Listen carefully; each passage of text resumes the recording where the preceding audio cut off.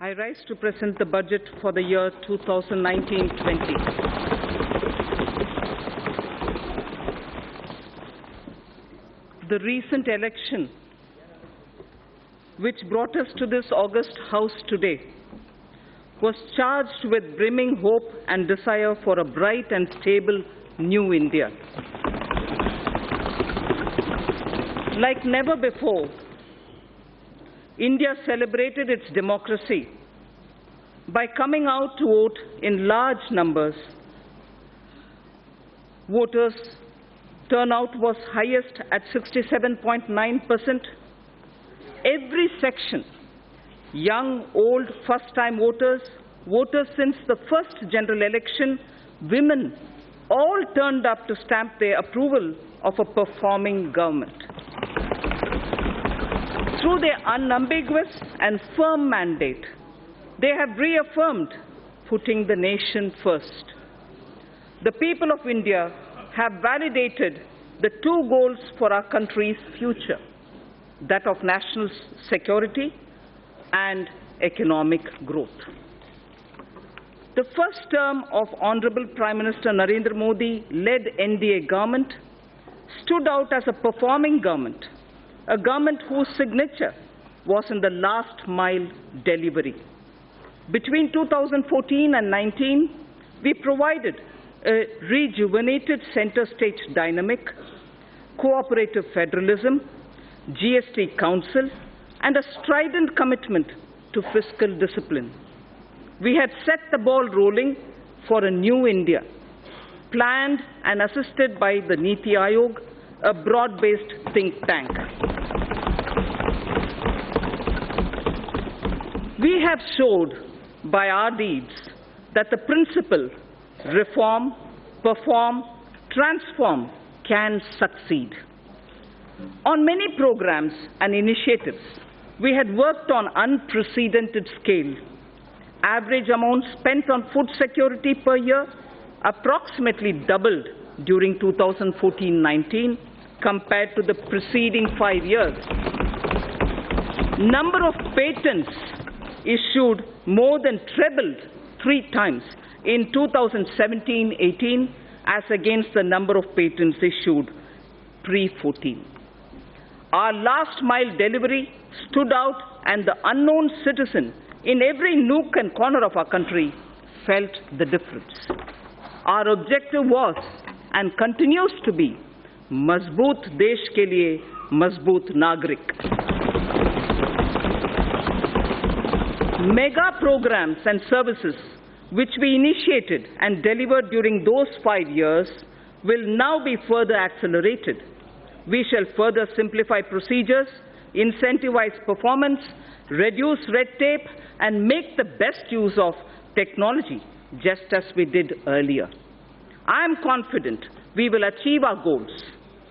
Chanakya Niti Sutra says, Karya Purusha Karena Lakshyam Sampadayate. Meaning, with determined human efforts, the task will surely be completed.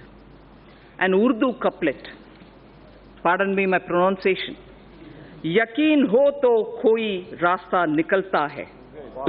Yakin ho to koi rasta nikalta hai. Hawa ki oat bhi lekar charag jalta hai.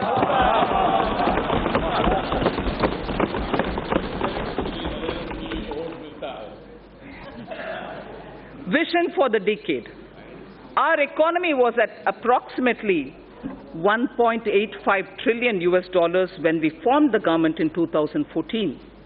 Within 5 years, it has reached $2.7 trillion. Hence, it is well within our capacity to reach the $5 trillion in the next few years. In the interim budget of 2019-20 presented in February 2019, we gave ourselves a vision for the decade. I flag here the 10 points of our vision laid before us. Building physical, social infrastructure, digital India reaching every sector of the economy, pollution-free India, with green Mother Earth and blue skies. Make in India with particular emphasis on MSMEs, startups, defense manufacturing, automobiles, electronics, fabs and batteries, and medical devices. Water, water management, clean rivers. Blue economy, space programs, Gaganyaan, Chandrayaan, and satellite programs.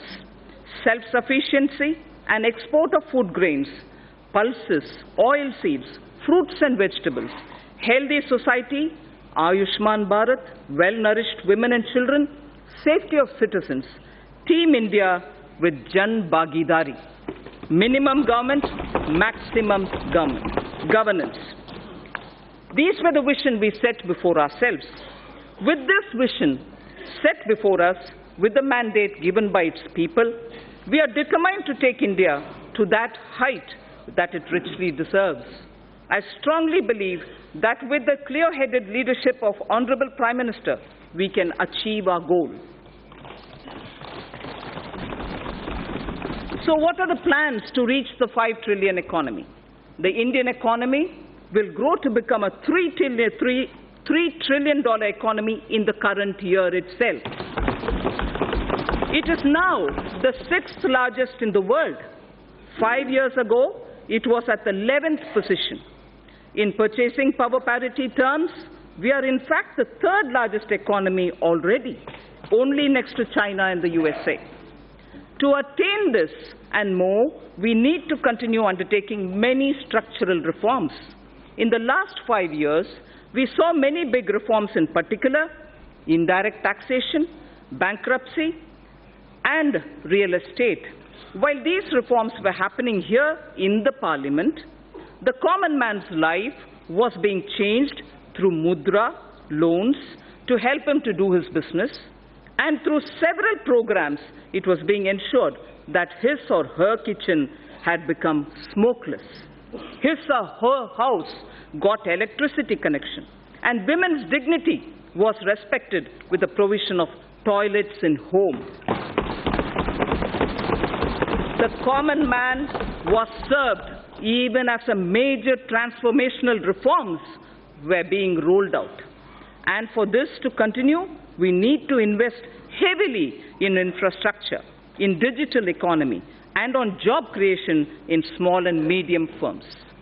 Respected Speaker, sir, it took us over 55 years for the Indian economy to reach $1 trillion. But when the country and her people's hearts are filled with Asha, Vishwas, and Akanksha, that is, when the hearts are filled with hope, trust and aspirations, we, in just 5 years, added $1 trillion. As I said, today we are nearing a $3 trillion level. So when we aspire to reach a $5 trillion level, many wonder if it's possible. If we can appreciate our citizens' purusharth or their goals of human spirit or pursuit, filled with the inherent desire to progress, led by the dedicated leadership present in this House, the target is eminently achievable. All of India's private sector industries, small, medium, or large, have played a substantial role in growing our economy. I recall the words of an eminent industry leader who said that his company's growth has always aligned itself with India's growth, before and post-independence. So if before independence, India Inc. understood Swadeshi, today they understand Make in India. We do not look down upon legitimate profit earning. Gone are the days of policy paralysis and license quota control regimes. India Inc. are India's job creators. They are the nation's wealth creators. Together with mutual trust, we can gain, catalyze fast, and attain sustained growth. I wish to propose a number of initiatives as part of a framework for kick-starting the virtuous cycle of domestic and foreign investments. Connectivity is the lifeblood of our economy.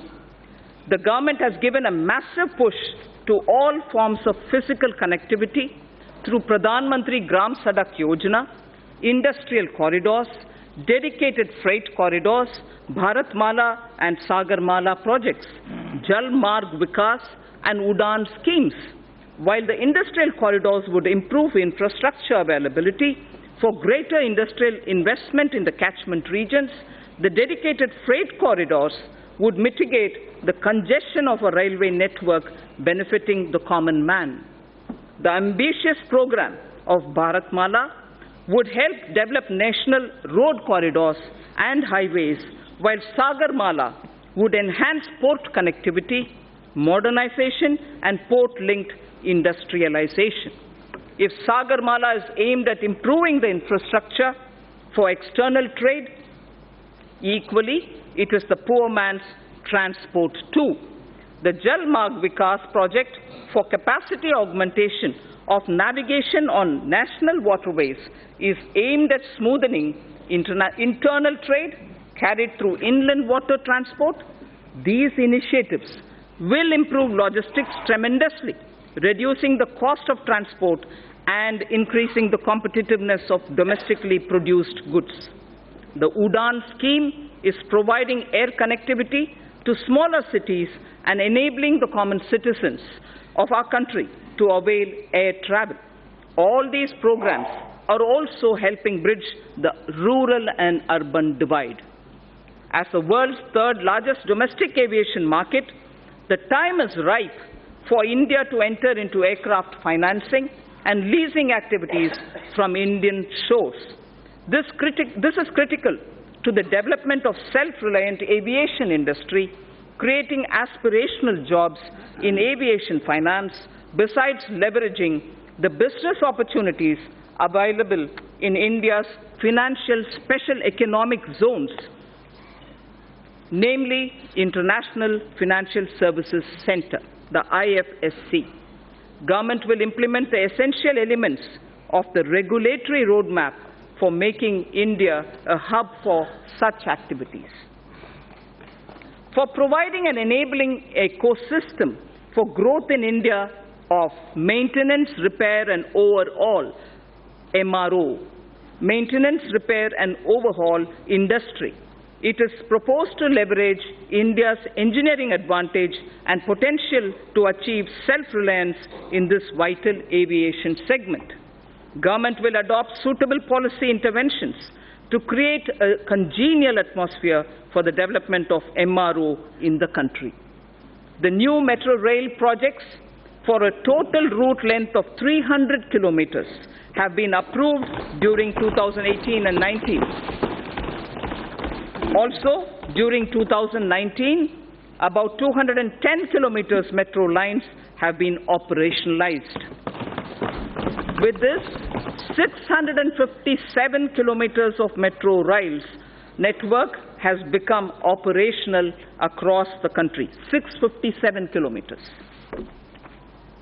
India's first indigenously developed payment ecosystem for transport based on National Common Mobility Card, NCMC standards, was launched by the Honorable Prime Minister in March 2019. This will enable people to pay multiple kinds of transport charges, including metro services and toll tax, across the country. This interoperable transport card runs on RuPay card and would allow the holders to pay for their bus travel, toll taxes, parking charges, retail shopping, and even withdraw money. Phase 2 of the FAME scheme, following approval of the Cabinet, with an outlay of 10,000 crore rupees over a period of 3 years, has commenced from 1st April 2019. The main objective of the scheme is to encourage faster adoption of electric vehicles by way of offering upfront incentive on purchase of electric vehicles and also by establishing the necessary charging infrastructure for electric vehicles. Only advanced battery and registered e-vehicles will be incentivized under the scheme, with greater emphasis on providing affordable and environment-friendly public transportation options for the common man. The government will carry out a comprehensive restructuring of National Highway Program to ensure that the National Highway Grid of desirable length and capacity is created using financiable model. After completing the phase 1 of Bharatmala, in the second phase, states will be helped to develop state road networks. We need to develop our inland waterways to shift a significant portion of inland cargo movement from road and rail. This government envisions using the rivers for cargo transportation, which will also help to decongest roads and railways. As part of the Jal Marg Vikas project, for enhancing the navigational capacity of the Ganga, a multimodal terminal at Varanasi has become functional in November 2018, and two more such terminals at Sahibganj and Haldia, a navigational lock at Farakka, would be completed in 1920. The movement of cargo volume on Ganga is estimated to increase by nearly 4 times in the next 4 years. This will make movement of freight, passenger cheaper and reduce our import bill. It is estimated that railway infrastructure would need an investment of 50 lakh crores between 2018 to 2030. Given that the capital expenditure outlays of railways are around 1.5 to 1.6 lakh crores per annum, completing even all sanctioned projects would take decades. It is therefore proposed to use public-private partnership to unleash faster development and completion of tracks, rolling stock manufacturing, and also delivery of passenger freight services. To take connectivity infrastructure to the next level, we will build on the successful model in ensuring power connectivity, one nation, one grid. Earlier we spoke about one nation, one card for mobility of common man. Now it is one nation, one grid that has ensured power availability to states at affordable rates. I propose to make available a blueprint this year for developing gas grids, water grids, highways, and regional airports.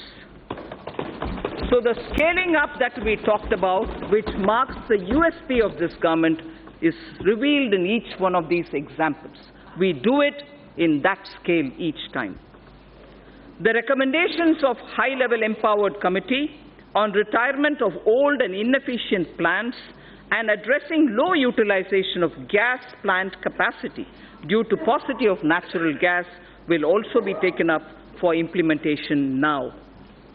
Our government launched Ujjwal Discom Assurance Yojana, UDAY, in 2015, aimed at financial and operational turnaround of discoms.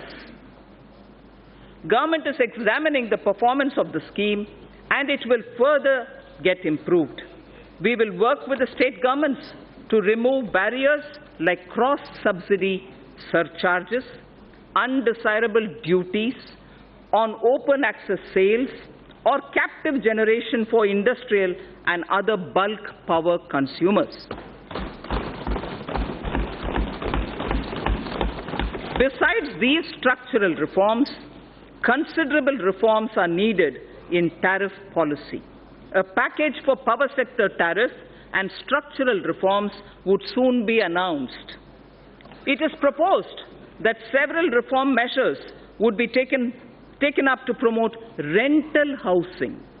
Current rental laws are archaic, as they do not address the relationship between the lessor and the leasee realistically and fairly. A model tenancy law will also be finalized and circulated to the states.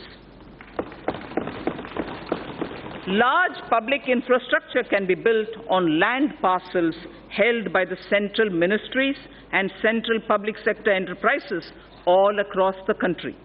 Through an innovative instrument or innovative instruments such as joint development and concession, public infrastructure and affordable housing will be taken up. For ease of access to credit for MSMEs, Government has introduced providing of loans up to 1 crore rupees for MSMEs within 59 minutes through a dedicated online portal. Under the interest subvention scheme for MSMEs, 350 crores of rupees has been allocated for the year 2019-20 for 2% interest subvention for all GST registered MSMEs on fresh or on incremental loans. On fresh or on incremental loans.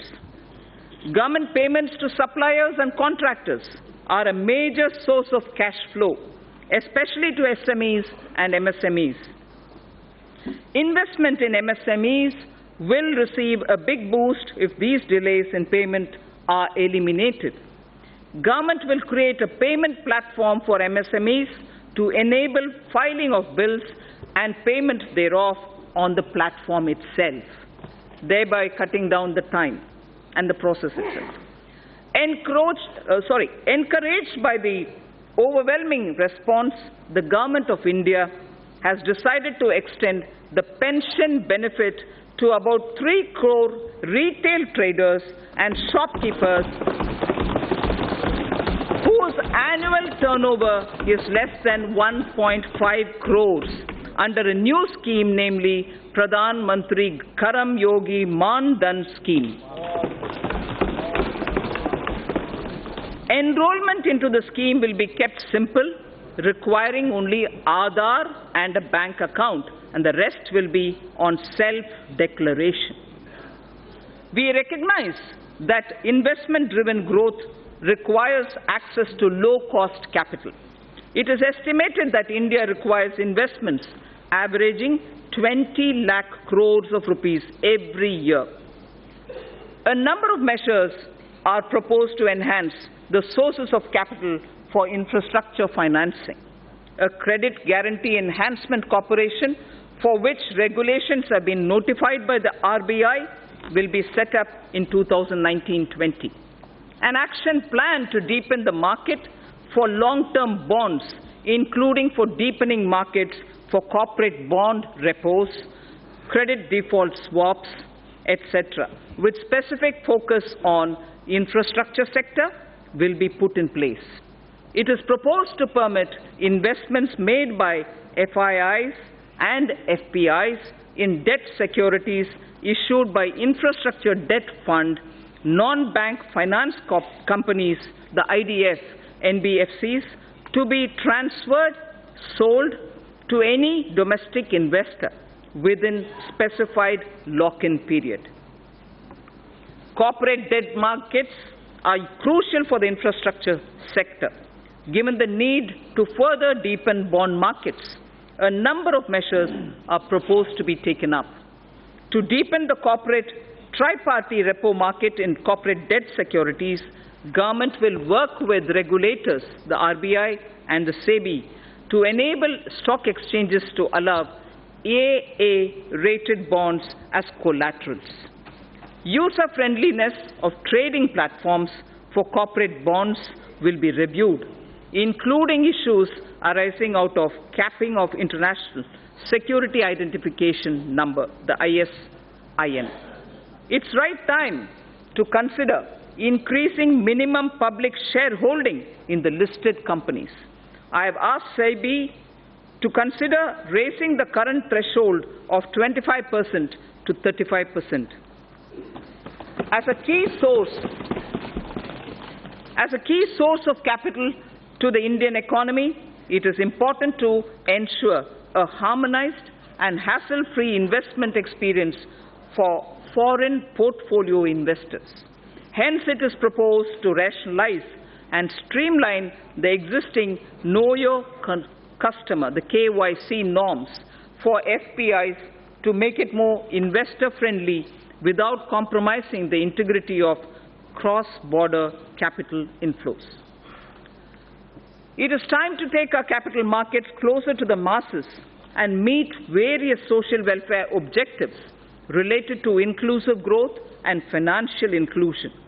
I propose to initiate steps towards creating an electronic fundraising platform, a social stock exchange, under the regulatory ambit of Securities and Exchange Board of India, the SEBI, for listing social enterprises and voluntary organizations.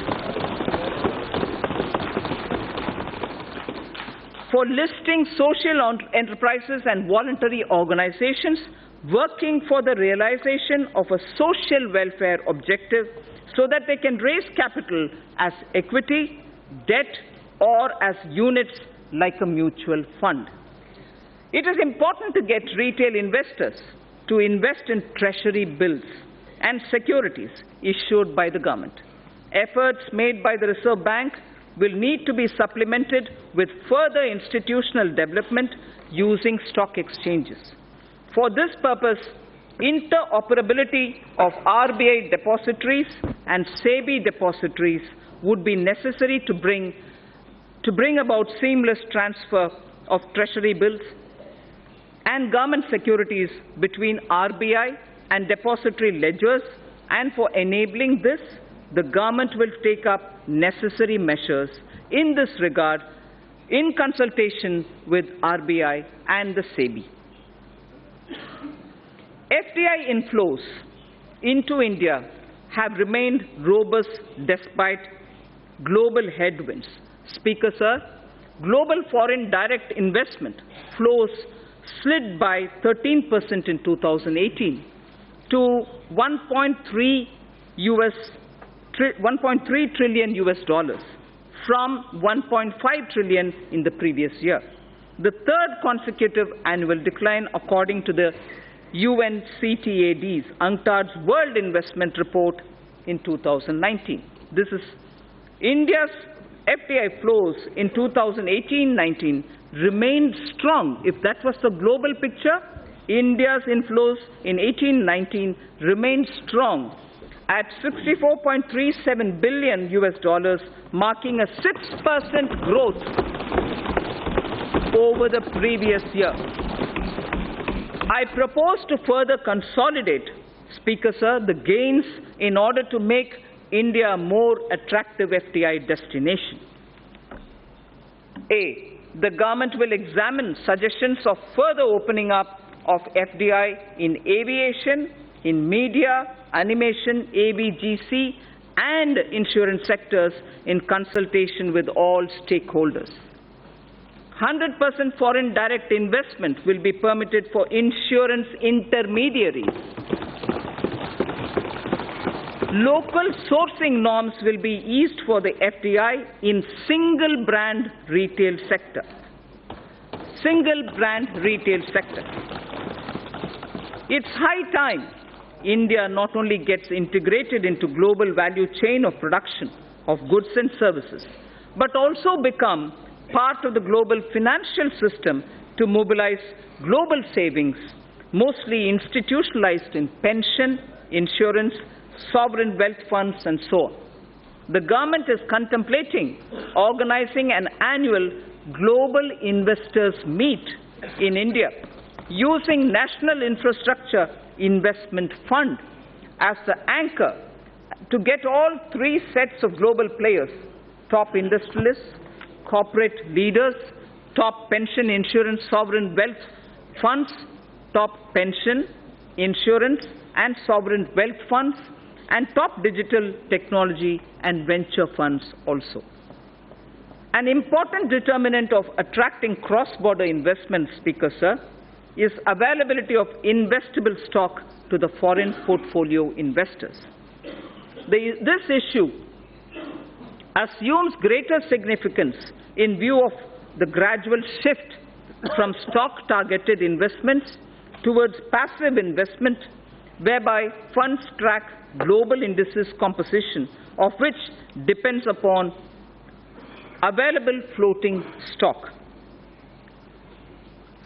Accordingly, I propose to increase the statutory limit for FBI investment in a company from 24% to sectoral foreign investment limit, with option given to the concerned corporates to limit it to a lower threshold. FPIs will be permitted to subscribe to listed debt securities issued by the REITs or the InvITs. Even though India is the world's top remittance recipient, NRI investment in Indian capital markets is comparatively less.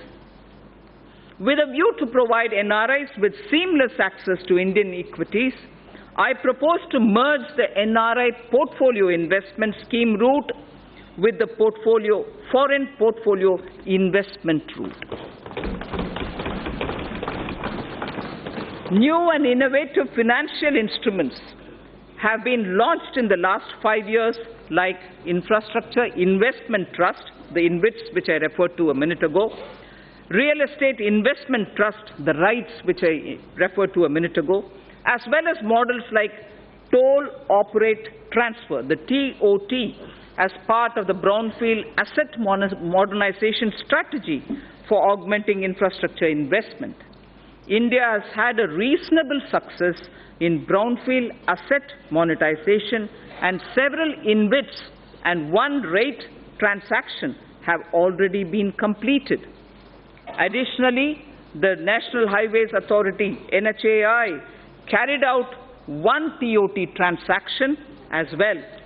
The cumulative resources garnered through these instruments and model, Speaker Sir, exceed 24,000 crores of rupees. India has emerged as a major space power with the technology and ability to launch satellites and other space products at globally low-cost level. Time has come to harness this ability commercially.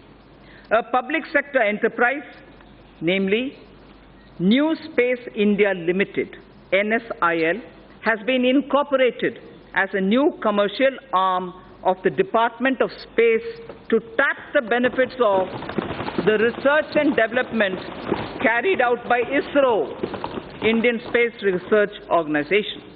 The company will spearhead commercialization of various space products, including production of launch vehicles, transfer of technologies, and marketing of space products. Sir, I've all the while spoken about the various means through which we can, at a macro level, reaching the $5 trillion target. Now, I would just confine myself to talking about Gramin Bharat, the rural India, the various steps which we'll take towards strengthening our economy. Mahatma Gandhi ji had said, the soul of India lives in its villages. This year, even as we are marking the 150th birth anniversary of Mahatma Gandhi, I submit that our government keeps Antyodaya at the core of all its efforts. At the center of everything that we do, we keep Gaon, Garib और Kisan. मतलब गांव, गरीब और किसान केंद्र बिंदु है हमारे हर एक कार्यक्रम में. Honorable Prime Minister's 2 mega initiatives of Ujjwala Yojana and Saubhagya Yojana have transformed the lives of every rural family, dramatically improving ease of their living. Household access to clean cooking gas has seen an unprecedented expansion through provision of more than 7 crore LPG connections. All villages and almost 100% households across the country have been provided with electricity. A combination of efficient implementation and enthusiastic adoption has significantly improved access to energy for rural households. By 2022, the 75th year of Indian independence, I would like to assure the nation that every single rural family, except those who are unwilling to take the connection, except, Speaker Sir, it's important to understand, except those who are unwilling to take the connection will have an electricity and a clean cooking facility.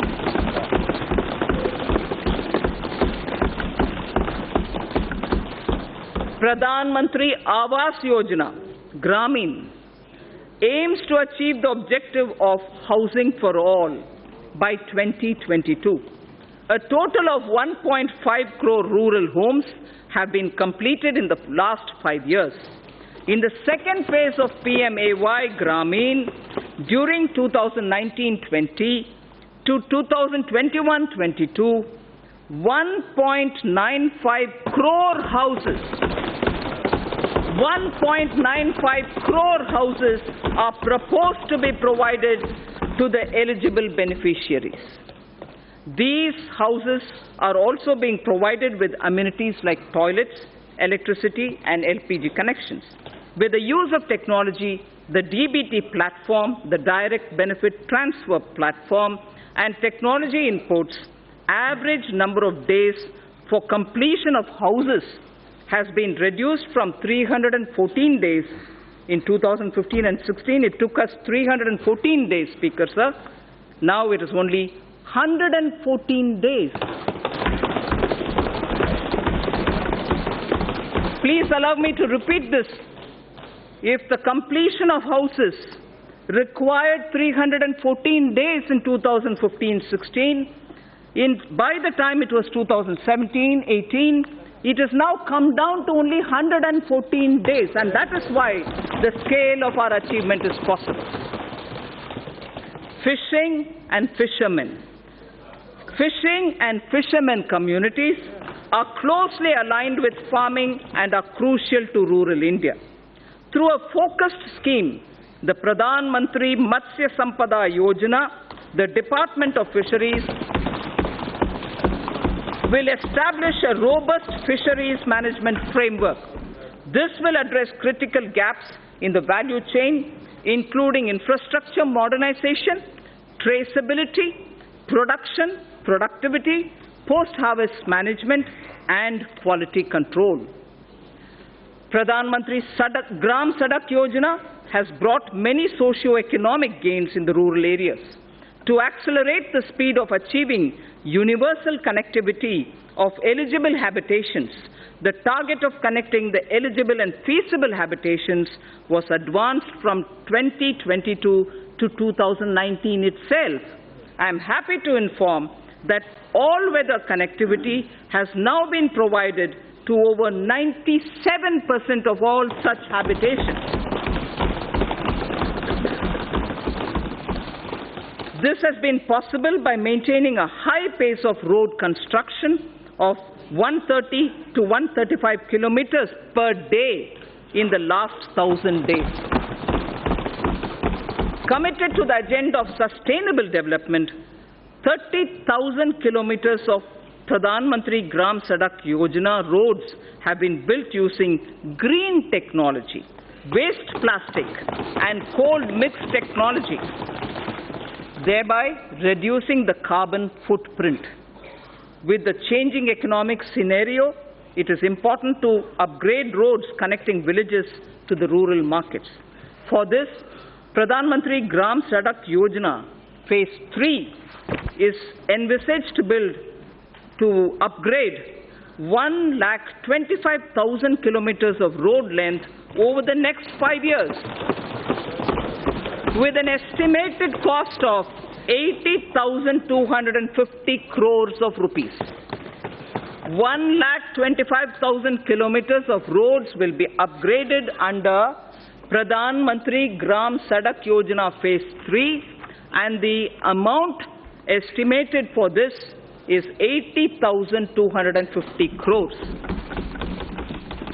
Considering the fact that majority of people still live in villages and depend on agriculture and traditional industries, the scheme of Fund for Upgradation and Regeneration of Traditional Industries, SFURTI, Spurti is it, aims to set up more common facility centers to facilitate cluster-based development to make the traditional industries more productive, profitable, and capable for generating sustained employment opportunities.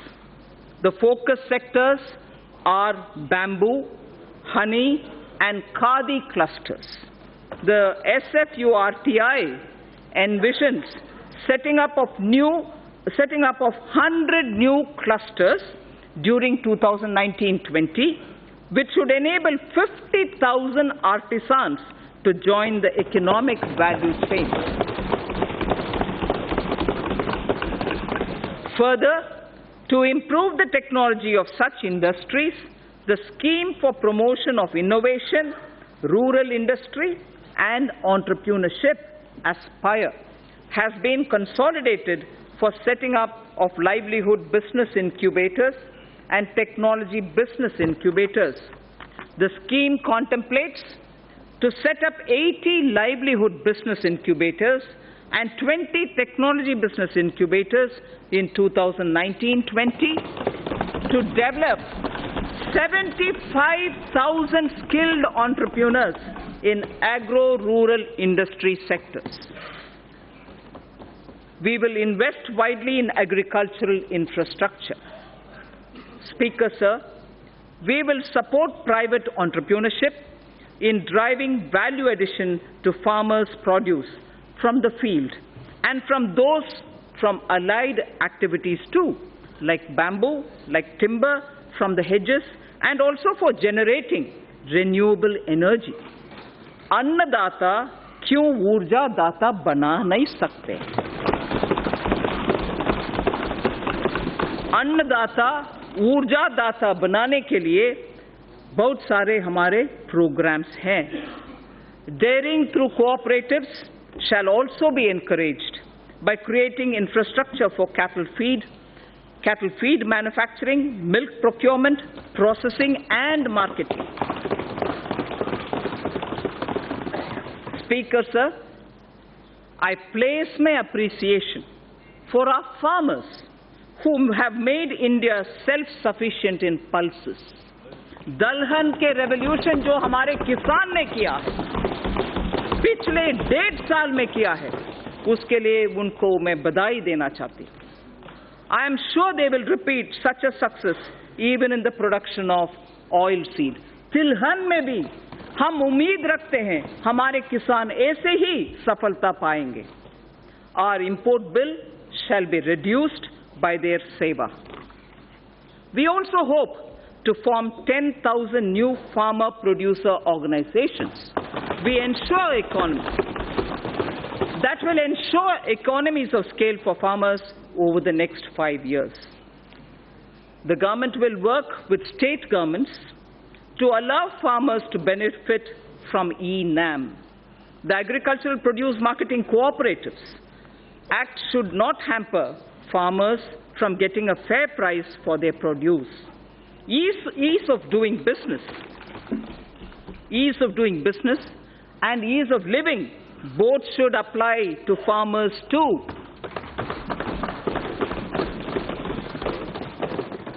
And we shall go back to basics on one count. Speaker, sir, I would like to draw your attention. We shall go back to basics on one count. Zero budget farming. Zero budget farming may not be a new thing. That is why I said we'll go back to basics. We need to replicate this innovative model. Some states have already tried somewhat. We need to replicate this innovative model through which, in a few states, farmers are already being trained in this practice. Steps such as this can help in doubling our farmers' income in time for our 75th year of independence. Ensuring India's water security and providing access to safe and adequate drinking water to all Indians is a priority for this government. A major step in this direction has been constitution of the Jal Shakti Mantralaya, integrating the Ministry of Water Resources, River Development and Ganga Regeneration and the Ministry of Drinking Water and Sanitation. This was done by integrating these many ministries and departments. This new Mantralaya will look at the management of our water resources and water supply in an integrated and holistic manner and will work with states to ensure Har Ghar Jal, Har Ghar Jal,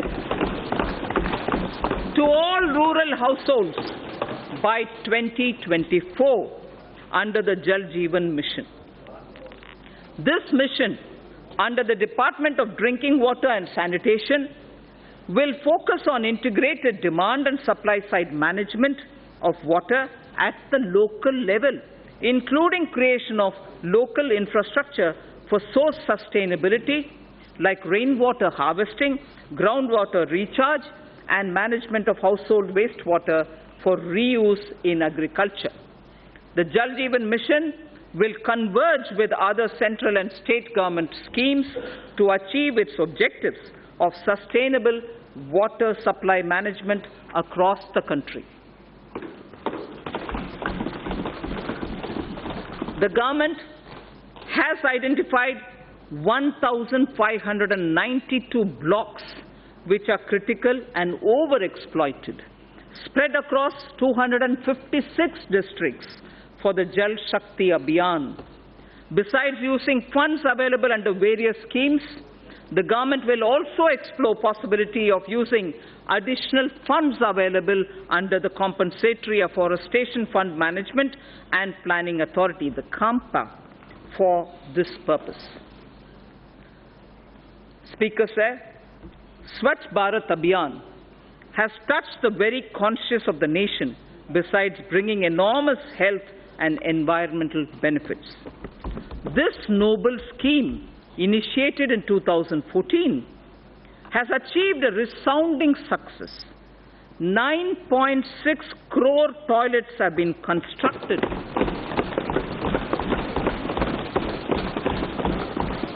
9.6 crore toilets have been constructed since October the 2nd, 2014.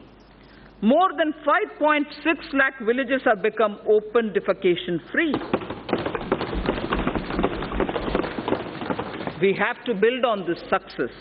We must not only sustain the behavioral change seen in people, but also harness the latest technologies available to transform waste into energy. I propose to expand the Swachh Bharat mission to undertake sustainable solid waste management in every village.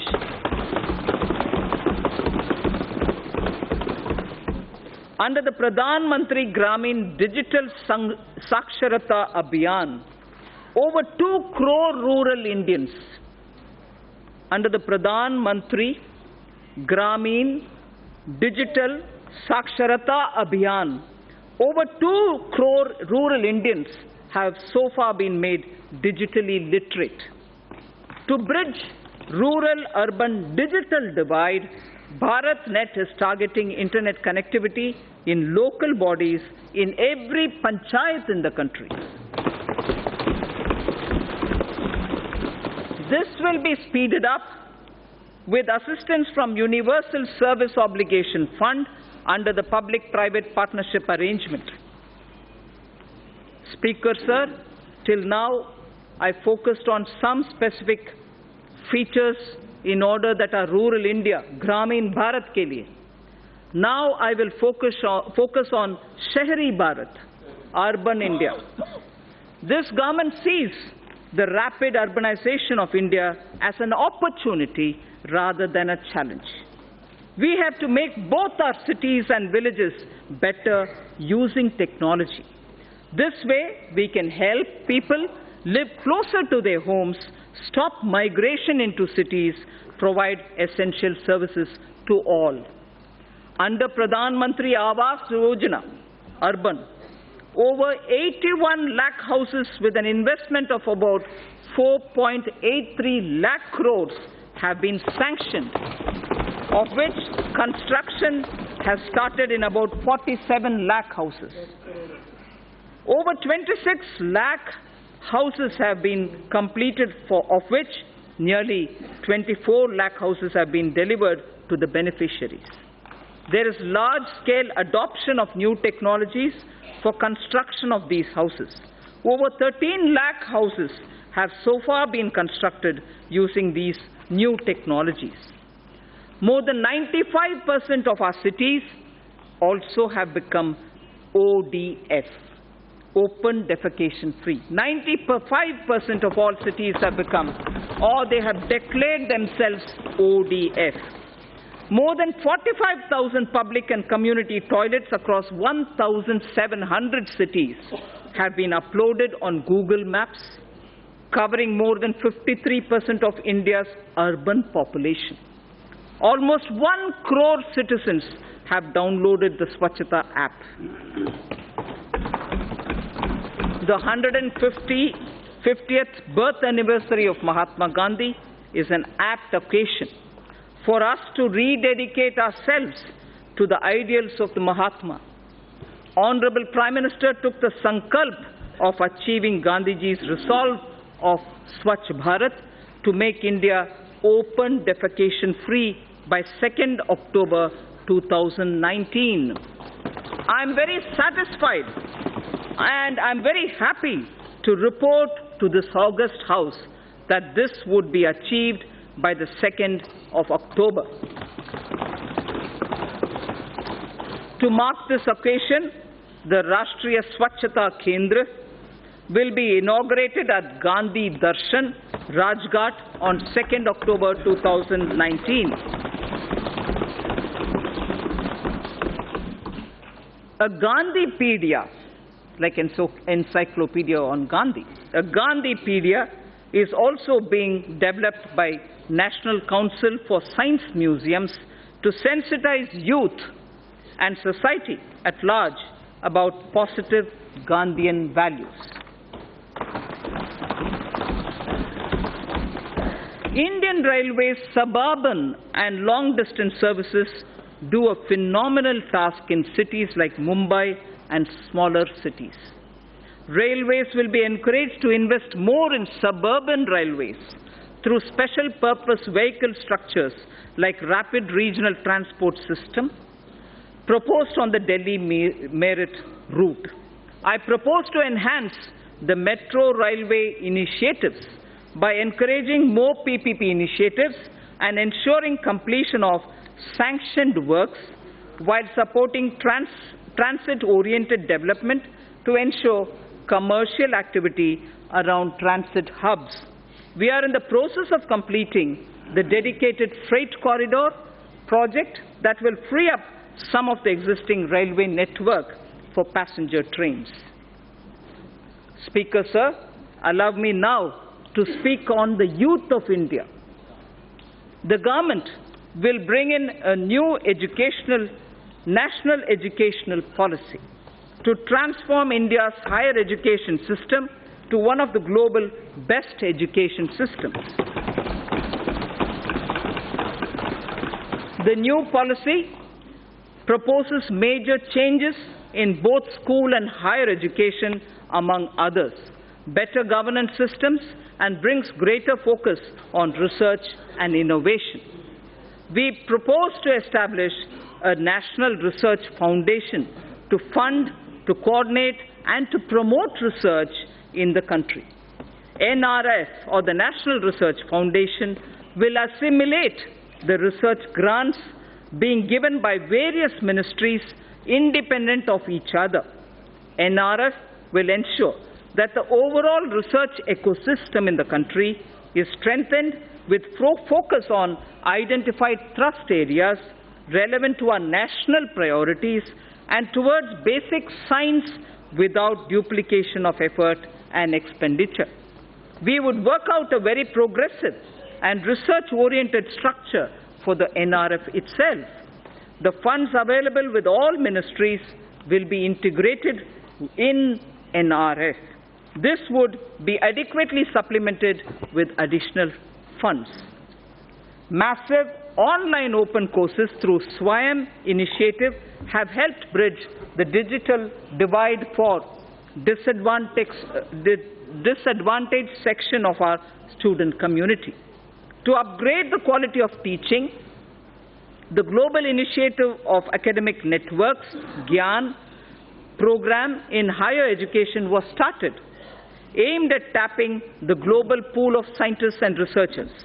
The imprint or impacting research innovation and technology scheme began as PAN-IIT and IISc joint initiative to develop a roadmap for research to solve major engineering and technology challenges in selected domains needed by the country. Higher educational institutions are becoming the centers of innovation. These initiatives have upgraded the quality of education.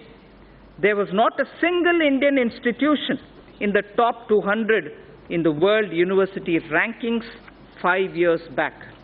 I repeat, there was not a single Indian institution in the top 200 in the world university rankings for 5 years back. Due to the concentrated efforts and concerted efforts by our institutions to boost their standards and also to project their credentials better, we have now 3 institutions, 2 IITs and IISc Bangalore in the top 200 institutional bracket. This is a window open now thanks to all our efforts. We will continue making concerted efforts to improve the performance of our institutions of higher learning. An amount of 400 crores has been provided under the head World-Class Institutions for the year 2019-20, more than 3 times the revised estimates for the previous year. More than 3 times the revised estimates of the previous year. India has the potential to become a hub of higher education. I therefore propose to start a program, Study in India, that will focus on bringing foreign students. To India in our higher educational institutions. The regulatory systems of higher education would be reformed comprehensively to promote greater autonomy and focus on better academic outcomes. A draft legislation for setting up of Higher Education Commission of India would be presented in the year ahead. Khelo India scheme, launched in October 2017, has created awareness of sports as an integral part of wellness throughout the country. The government is committed to expand Khelo India scheme and to provide all necessary financial support. To popularize sports at all levels, a National Sports Education Board for development of sportspersons would be set up under Khelo India scheme. Sir Speaker, this government recognizes and follows the teachings of Lord Bashveshwara. This government recognizes and follows the teachings of Lord Basaveshwara, in particular the principle of Kayaka and Dasoha. Implementing Kayakeva Kailasa, the government enables about 10 million youth to take up industry-relevant skill training through the Pradhan Mantri Kaushal Vikas Yojana. This is helping to create a large pool of skilled manpower with speed and high standards. Demographic trends worldwide show that major economies will face severe labor shortages in the future. To prepare our youth to also take up jobs overseas, we will increase focus on skill sets needed abroad, including language training. We will also lay focus on new age skills like artificial intelligence, Internet of Things, big data, 3D printing, virtual reality, and robotics, which are valued highly both within and outside the country and offer much higher remuneration. Drawing again on Lord Basaveshwara, his principle of Dasoha underlines most things this government does. Give it up for giving up LPG subsidy, or the various pension schemes, or on the principle of sharing through distribution for the wellness of society, which is what Lord Basaveshwara did even earlier in a millennia ago. The government is proposing to streamline multiple labor laws into a set of 4 labor codes. Sir, for the sake of labor welfare, I'd like to repeat this slide. The government is proposing to streamline multiple labor laws into a set of 4 labor codes. Codes. C-O-D-E-S. Codes. This will ensure that process of registration and filing of returns will get standardized and streamlined. With various labor-related definitions getting standardized, it is expected that there shall be less disputes. We propose, again, sir, this is an interesting idea. I wish to draw your attention. We propose to start a television program within the DD bouquet of channels exclusively for startups.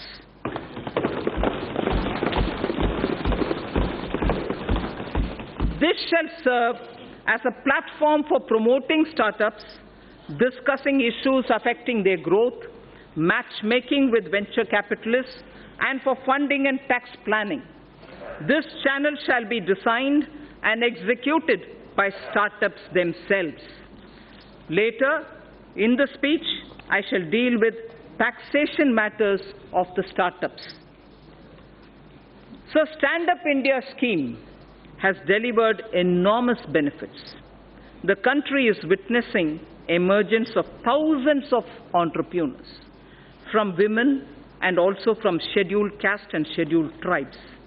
Most of them assisted to set up their own businesses and industry, with capital provided under the Stand Up India scheme.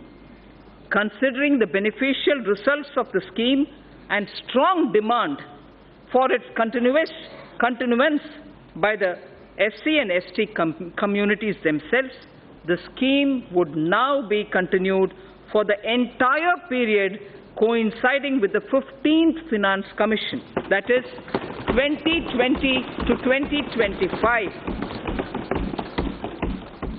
The banks will provide financial assistance for demand-based businesses, including, for example, for acquisition of scavenging machines and robots.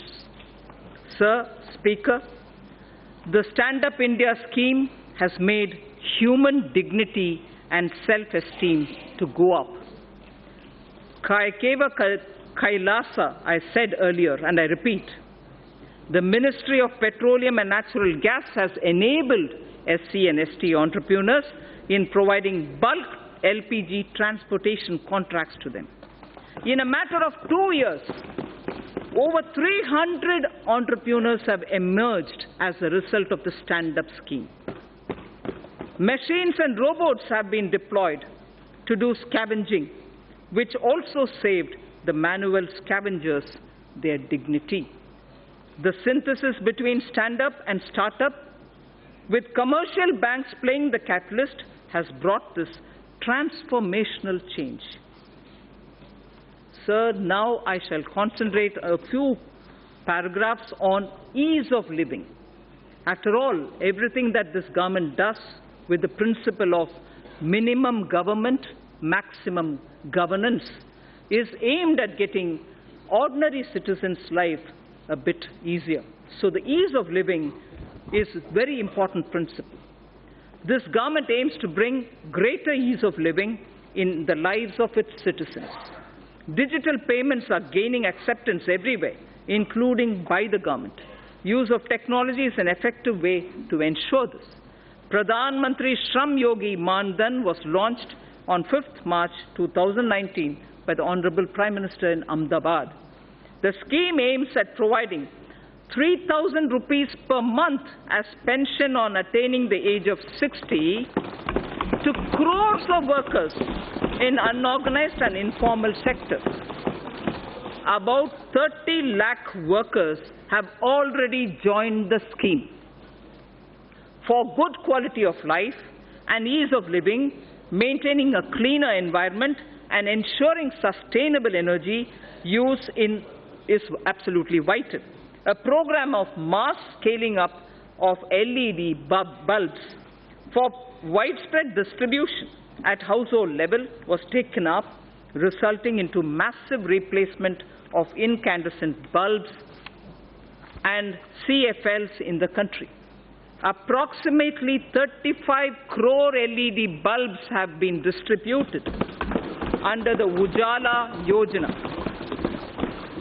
leading to a cost saving, and this is very impressive. I request through you, respected Speaker, that all members present here listen to what cost saving has emerged because of the LED bulbs. Approximately 35 crore LED bulbs have been distributed under the Ujala Yojana, leading to a cost saving of 18,341 crores. And this 18,341 crores annually, every year, because of LED, this is what the country is saving. It is going to be free of incandescent, India is going to be free of incandescent bulbs, and CFL use has already become minuscule. We will use the approach of mission LED bulb method to promote the use of solar stoves and battery chargers in the country. To make railway travel a pleasant and satisfying experience to the common citizen, again, ease of living, we will launch a massive program of railway station modernization this year. Railway station modernization will be launched this year. Honorable Speaker, sir, I draw the attention to the women of India. Nari to Narayani.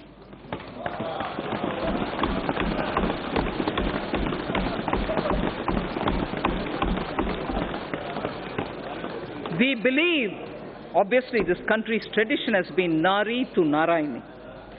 Swami Vivekananda, in a letter to Swami Ramakrishnananda, had said, "There is no chance for the welfare of the world unless the condition of women is improved." I repeat, there is no chance for the welfare of the world unless the condition of women is improved. It is not possible. It is not possible for a bird to fly on one wing. Swami Vivekananda's words. This government believes that we can make progress with greater women's participation. In India's growth story, sir, I would like to draw your attention. In India's growth story, particularly in the rural economy, Gramin Arthvyavastha mein, the role of women is a very sweet story. Gramin Arthvyavastha mein mahila ki bhagidari ekdam ek sunera kahani hai. This government wishes to encourage and facilitate the role of women. Gender analysis of the budget aimed at examining the budgetary allocation through a gender lens has been in place for over a decade. I propose to form a broad-based committee with government and private stakeholders to evaluate and suggest action for moving forward. There is no segment of human life where the contribution of women is not significant. There is no segment where the contribution of women is not significant. This government firmly believes that the socio-economic transformation that is taking place, particularly in the last decade, India's women's role and leadership is distinct. The recent elections have shown record turnout of women voters at par with men. Record turnout of women voters at par with men. We also have a record number of 78 women MPs here in this House. This reinforces our approach of going beyond just women-centric policy. I repeat, this reinforces our approach of going beyond just women-centric policy making to building women-led initiatives and movements. This government, Speaker Sir, has supported and encouraged women entrepreneurship through various schemes such as Mudra, Stand Up India, self-help group support, and so on. In order to further encourage women enterprises, I propose to expand the Women SHG Interest Subvention Program to all districts in India. Furthermore, for every verified woman SHG member having a Jan Dhan bank account, for every verified woman SHG member having a Jan Dhan account, an overdraft of 5,000 shall be allowed. Again, one woman in every SHG, which is spread all across the country, one woman in every SHG will also be made eligible for a loan up to 1 lakh under the Mudra scheme.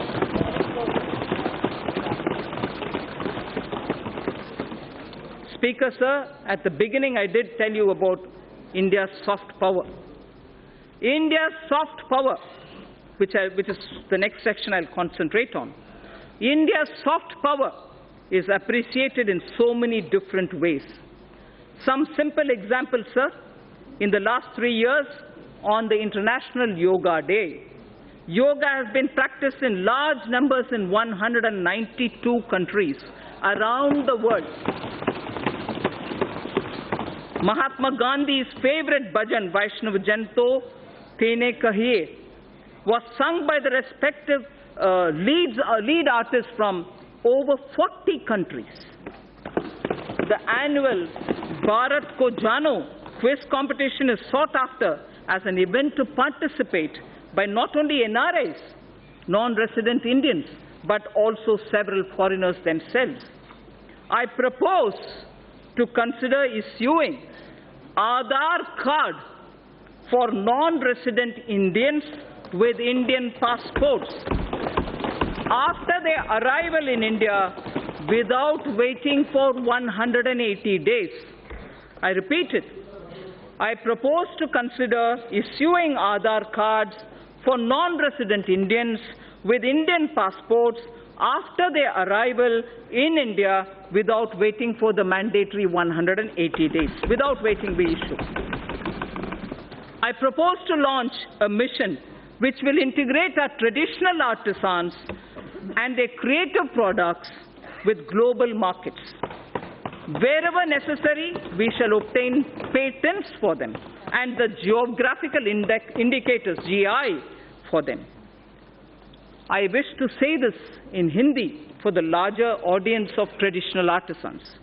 इस उद्देश्य से मैं इस गरिमामय प्रांगण से पहली बार यह घोषणा करती हूँ कि हम भारत के सृजनात्मक उद्योगों को अर्थव्यवस्था से जोड़कर जहां आवश्यक है बौद्धिक संपदा अधिकारों से संरक्षित करके राष्ट्रीय और अंतर्राष्ट्रीय बाजार तक पहुंचाने की मुहिम प्रारंभ करेंगे।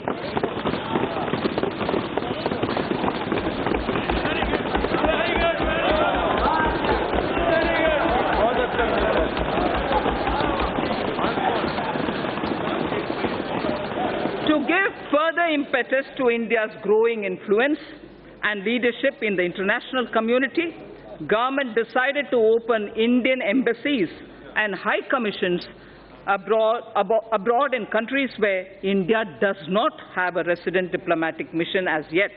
Accordingly, in March 2018, government approved opening of 18 new Indian diplomatic missions in Africa. 5 embassies have already been opened in Rwanda, Djibouti, Equatorial Guinea, Republic of Guinea, and Burkina Faso in the year 2018-19. Government intends to open another 4 embassies, new ones, in the year 2019-20. This will not only increase the footprint of India's overseas presence, but also enable us to provide better and more accessible public services, especially to the local Indian communities in these countries. In line with our ancient wisdom, India has always pursued a policy of economic cooperation with countries through bilateral and regional coordination. Indian Development Assistance Scheme, IDEAS, provides concessional financing for projects and contributes to infrastructure development and capacity building in the recipient developing countries. Mindful of our position as the 6th largest economy, we will look at alternative development models which include private sector equity, multilateral financing, contributions from corporates, non-residents, and so on. I propose to revamp the IDEA scheme during the current financial year. The government is developing 17 iconic tourism sites into world-class tourist destinations and to serve as a model to other tourism sites. The iconic tourism sites would enhance visitor experience, which would lead to increased visits of both domestic and international tourists at these destinations. With the objective of preserving rich tribal heritage, a digital repository is developed where documents of folk songs, photos and videos regarding their evolution, place of origin, lifestyle, architecture, education levels, skill sets, traditional art, folk dances, and other anthropological details of the tribes in India will be stored. The repository will further be enriched and strengthened as we go along. Speaker, sir, now I come to saying what we propose about the banking and the financial sector. Financial gains from cleaning of the banking system are now amply visible. NPAs, meaning non-performing assets, of commercial banks have reduced by over 1 lakh crore over the last year. Record recovery of over 4 lakh crore due to IBC and other measures has been effected in the last 4 years. Provision coverage ratio is now at its highest in 7 years, and domestic credit growth has risen by 13.8%. Government has smoothly carried out consolidation, reducing the number of public sector banks by 8. Government has smoothly carried out consolidation, reducing the number of public sector banks by 8. At the same time, as many as 6 public sector banks have been enabled to come out of prompt corrective action framework. We have enabled 6 public sector banks to come out of that situation. Having addressed the legacy issues, public sector banks are now proposed to be further provided 70,000 crores of rupees capital to boost credit for a strong impetus to the economy. 70,000 crores of rupees will be provided in order that capital will be boosted so that credit can be improved. To further improve ease of living, they will leverage technology, offering online personal loans, doorstep banking, and enabling customers of one public sector bank to access services across all public sector banks and so on. In addition, government will initiate steps to empower account holders to remedy the current situation in which they do not have control over deposits of cash by others into their accounts. There is an issue now. Unknowing to them, there are money being deposited into accounts, and that is creating a lot of problems for customers. So we will be addressing that also. We will initiate steps to address that problem. Reforms will also be undertaken to strengthen governance in public sector banks. Non-banking financial companies are playing an extremely important role in sustaining consumption demand as well as capital formation in small and medium industrial segment.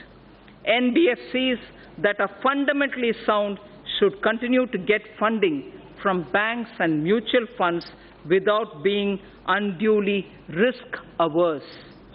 For purchase of high-rated pooled assets of financially sound NBFCs amounting to a total of 1 lakh crore rupees during the current financial year, government will provide one-time 6 months partial credit guarantee to public sector banks for the first loss of up to 10%.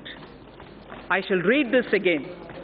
For the purchase of high-rated pooled assets of financially sound NBFCs amounting to a total of 1 lakh crores of rupees during the current financial year, government will provide one-time 6 months partial credit guarantee to public sector banks for first loss up to 10%.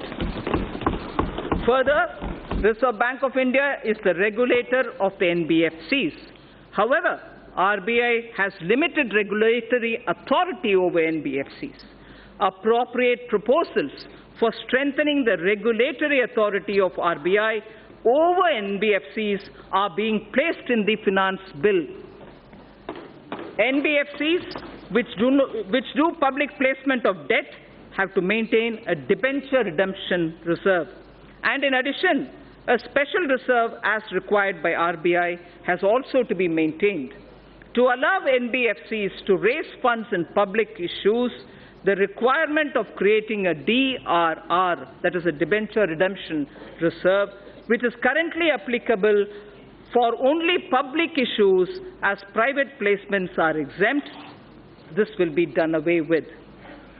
To bring more participants, especially NBFCs not registered as NBFCs factor, on the TREDS platform, amendment in the Factoring Regulation Act 2011 is necessary, and steps will be taken to allow all NBFCs to directly participate on the TREDS platform.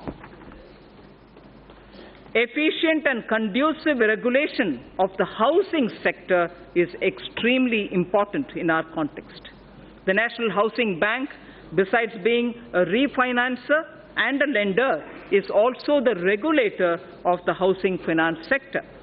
This gives a somewhat conflicting and difficult mandate to the NHB. I am proposing to return the regulation authority over the housing finance sector from the NHB, National Housing Board, to the RBI. I am proposing to return the regulation authority over the housing finance sector from NHB to the RBI.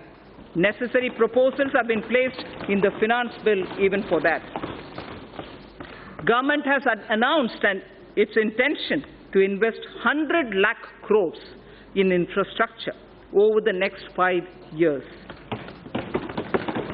100 lakh crores for infrastructure over the next 5 years. To this end, it is proposed to set up an expert committee to study the current situation relating to long-term finance and our past experience with development finance institutions, and this committee shall recommend the structure and required flow of funds through development finance institutions. the situation will be reviewed by them and they will suggest measures. Pension Fund Regulatory Development Authority, PFRDA, implements and regulates the National Pension System, the NPS, and Atal Pension Yojana through various intermediaries, including, inter alia, the NPS Trust, keeping in view the wider interest of the subscribers and to maintain arm's-length relationship of the NPS Trust with PFRDA, steps will be taken to separate the NPS Trust from PFRDA with appropriate organizational structure. To facilitate onshoring of international insurance transactions and to enable opening of branches by foreign reinsurers in the International Financial Service Center, it is proposed to reduce net owned fund requirement from 5,000 crores to 1,000 crores, 1,000 crores. I'll repeat that sentence, sir. To facilitate onshoring of international insurance transactions and to enable opening of branches by foreign reinsurers in the International Financial Services Center, it is proposed to reduce net owned fund requirement from 5,000 crores to 1,000 crores. Government has been following the policy of disinvestment in non-financial public sector undertakings, maintaining government stake not to go below 51%. Government is considering, in case where the undertaking is still to be retained in government control, to go below 51% to an appropriate level on case-to-case basis. Government has also decided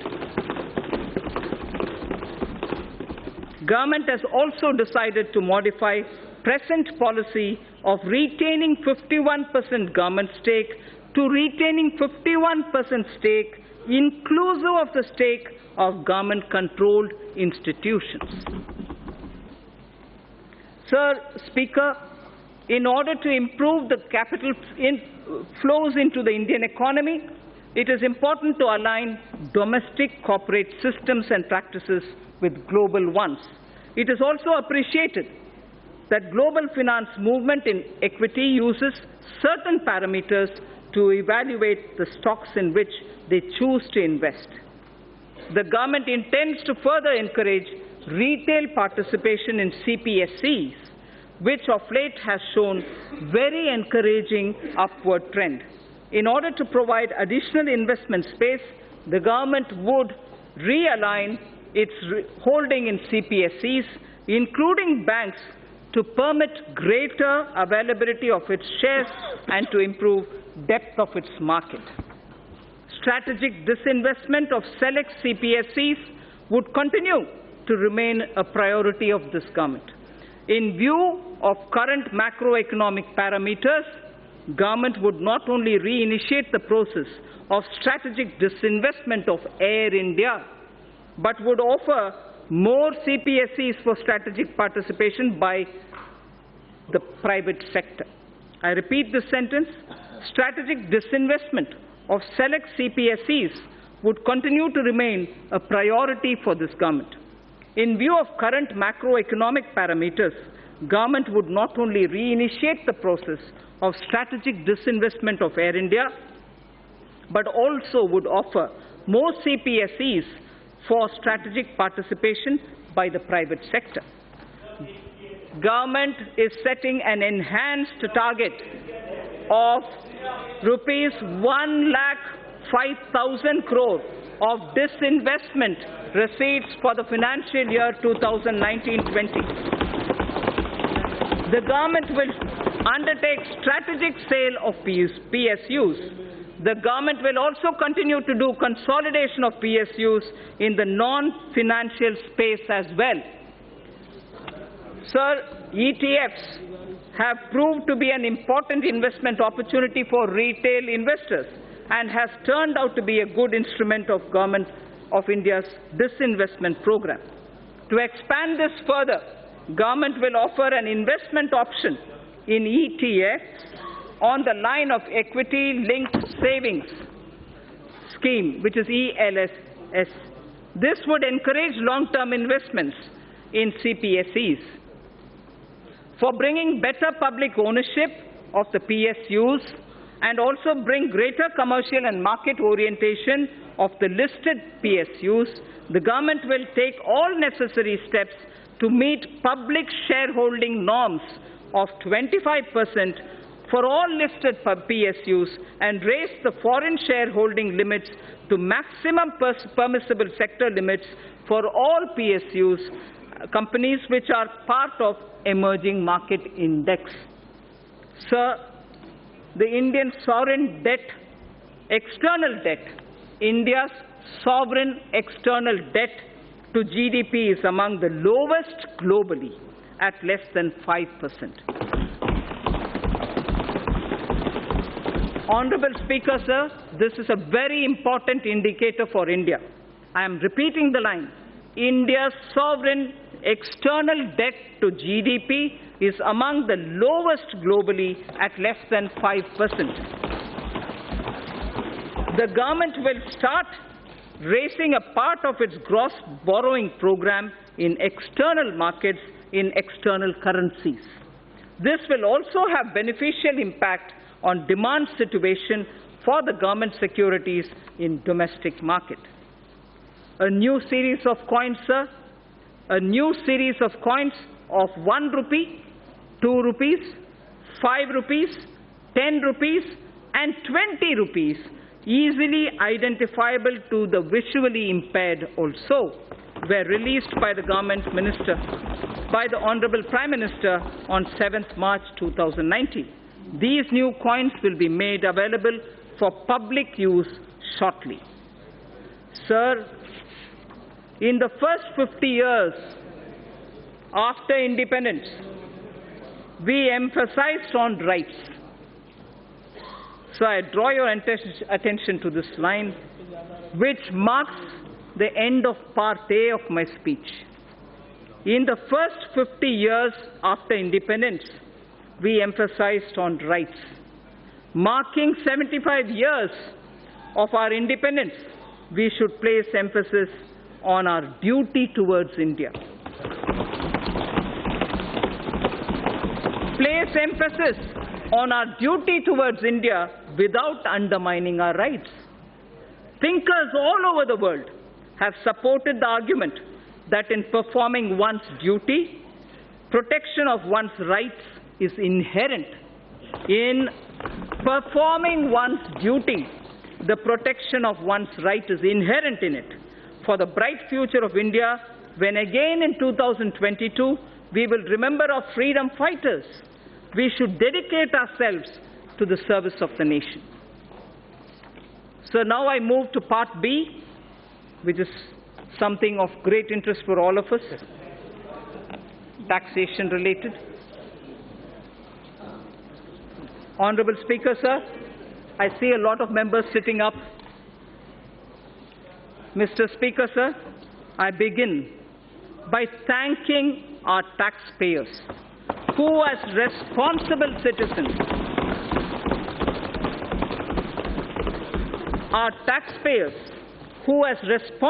citizens, perform their duty by paying their taxes. It is because of their valuable contribution that our government is able to work for our collective dream of inclusive and all-round development of our nation. I place my appreciation to the honest taxpayer of India. At this juncture, sir, I find wisdom in a line from Purananuru, which is a Sangam time Tamil literature piece. A Tamil Sangam era work, and this is done by Pisirandayar.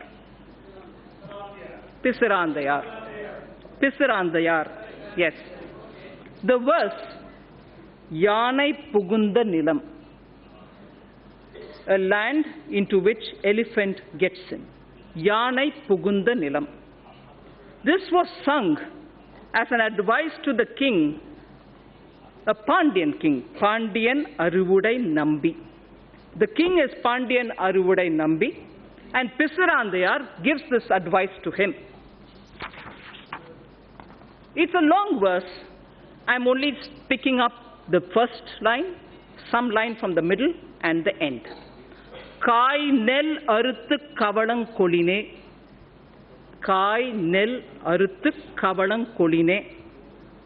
Arivudai vendan neriyarindhu koline. Arivudai vendan neriyarindhu koline. Parivu taba edukkum pindam natchin. Parivu taba edukkum pindam natchin. Yanai pukka pulam pol. Yanai pukka pulam pola. Thanum unnan ulagamum kedume. Meaning,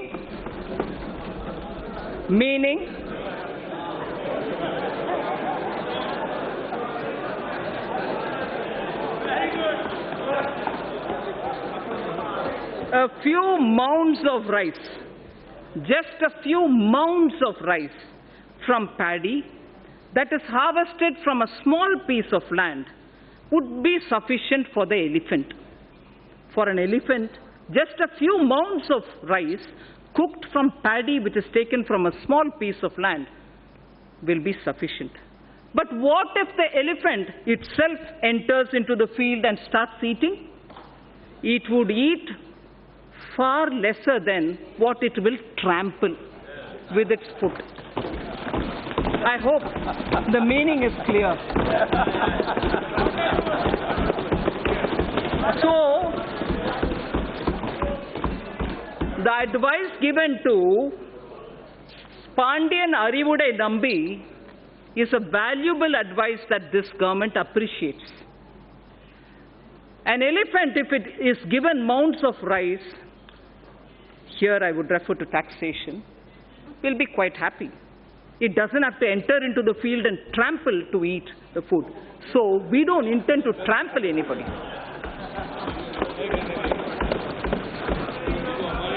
Sir, in direct taxes, therefore, sir, Mr. Speaker, due to a slew of efforts taken by our government, the direct tax revenue has significantly increased over the past couple of years. It has increased by over 78% from 6.38 lakh crores in financial year 2013-14 to around 11.37 lakh crores in financial year 2018.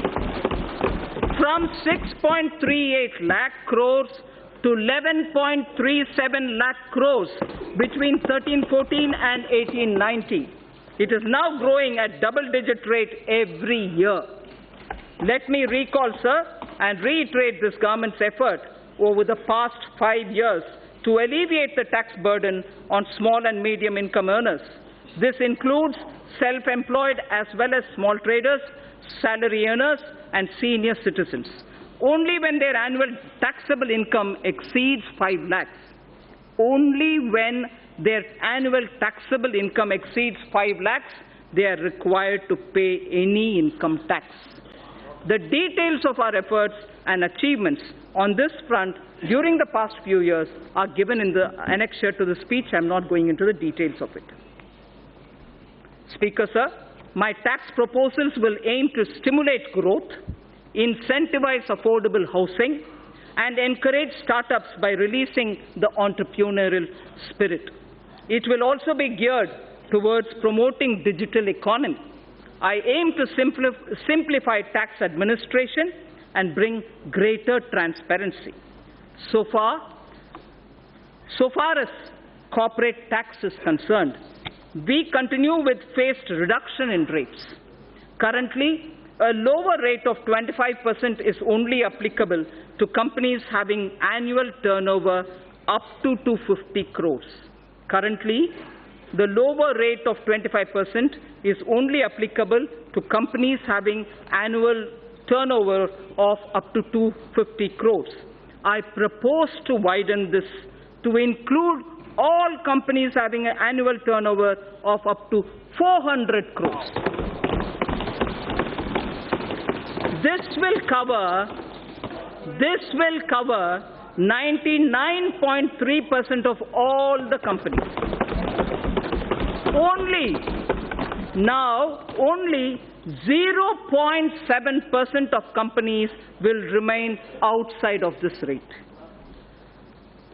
So, in order to boost economic growth and make in India, the government will launch a scheme to invite global companies through a transparent competitive bidding to set up mega manufacturing plants in sunrise and advanced technology areas such as semiconductor fabrication, solar photovoltaic cells, lithium storage batteries, solar electric charging infrastructure, computer servers, laptops, etc., and provide them investment-linked income tax exemptions under 35AD of the Income Tax Act and other indirect tax benefits on electric vehicles.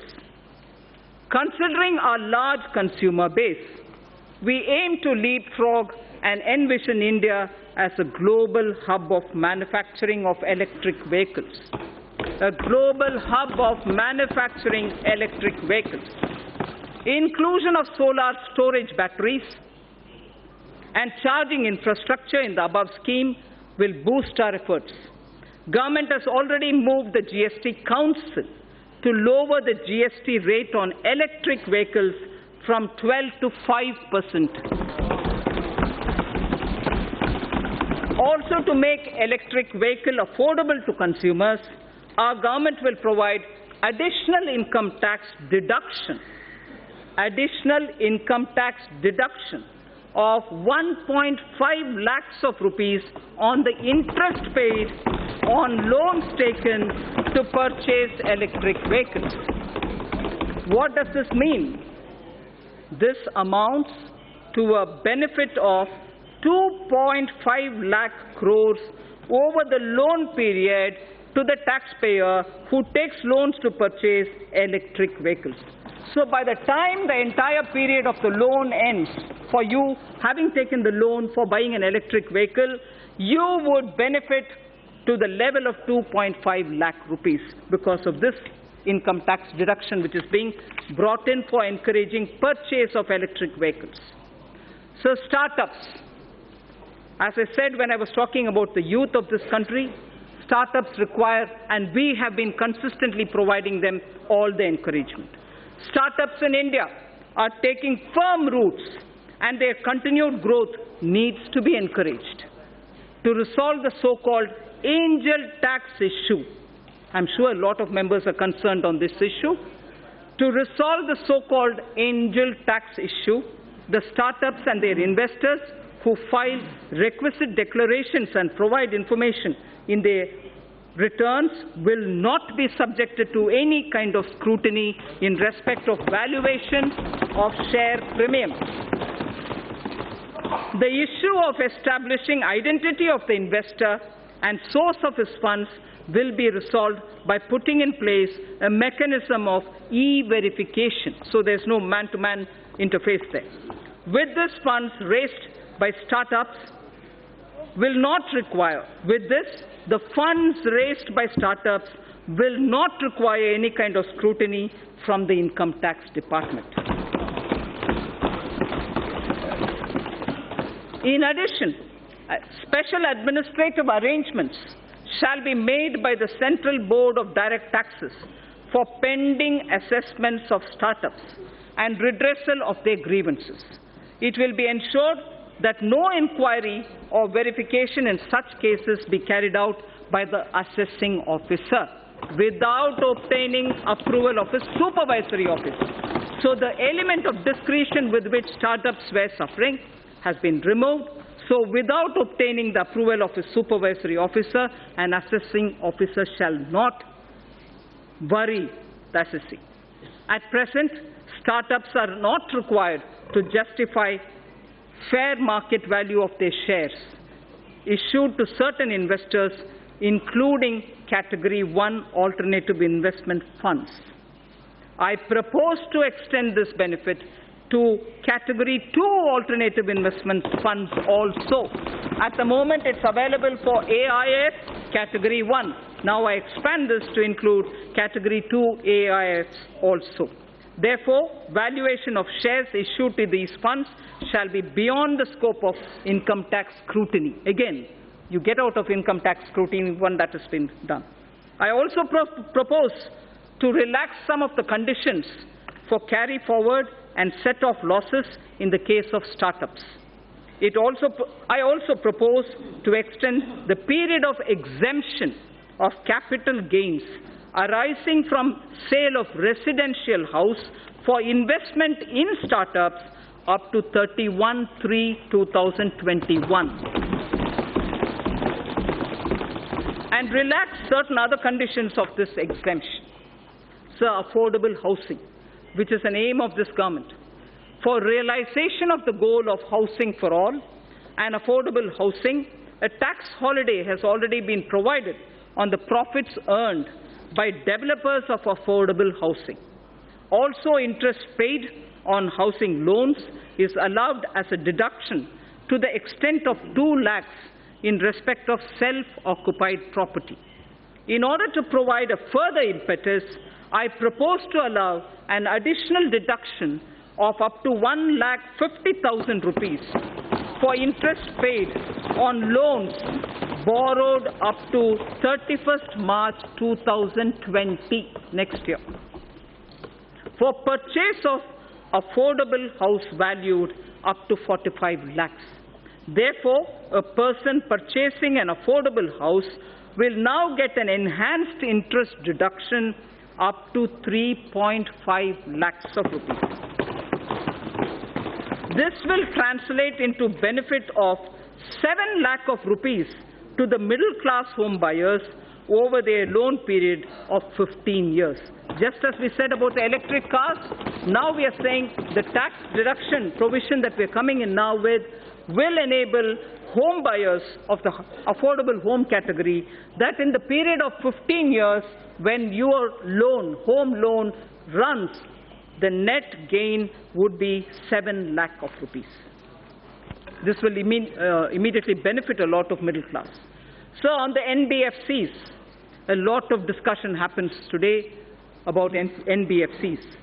Non-banking financial companies play an increasingly important role in India's financial system. With the enhanced levels of regulation they are subjected to by the Reserve Bank of India, there is a need to provide greater parity in their tax treatments vis-à-vis scheduled banks. Currently, interest on certain bad or doubtful debts made by scheduled banks and other financial institutions is allowed to be offered to tax in the year in which this interest is actually received. I propose to extend this facility to deposit-taking as well as systematically important non-deposit-taking NBFCs also. So the International Financial Services Center, the GIFT City, series of measures have already been taken in the past by this government.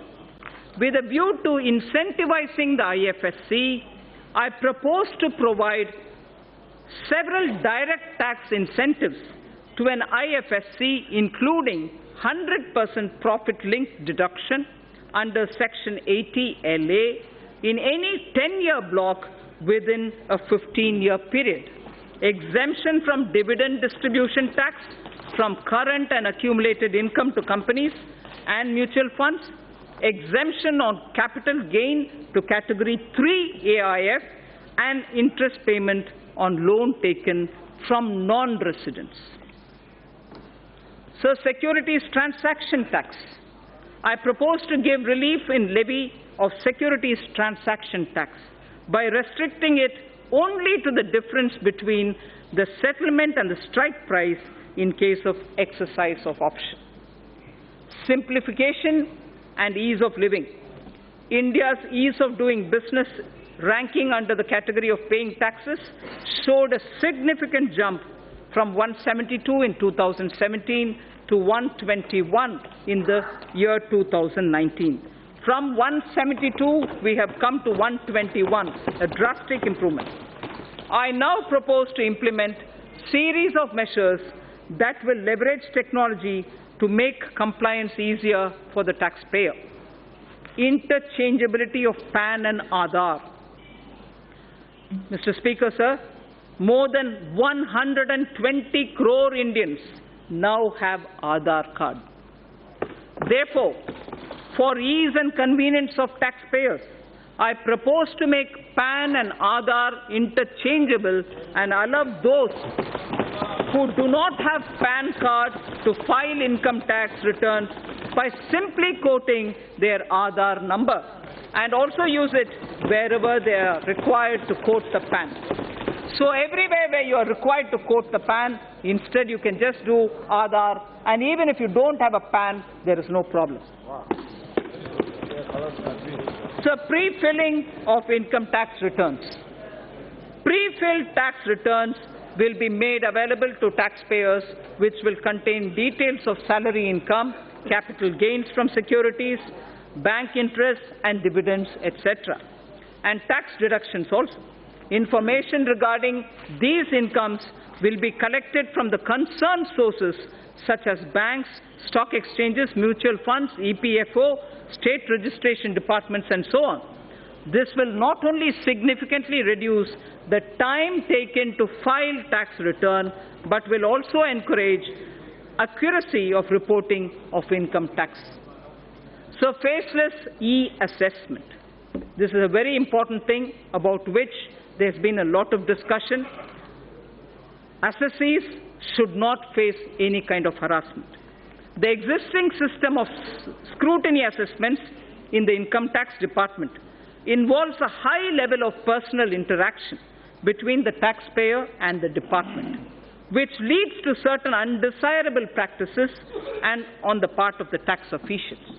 To eliminate such instances and to give shape to the vision of Honorable Prime Minister, a scheme of faceless assessment in electronic mode involving no human interface is being launched this year in a phased manner.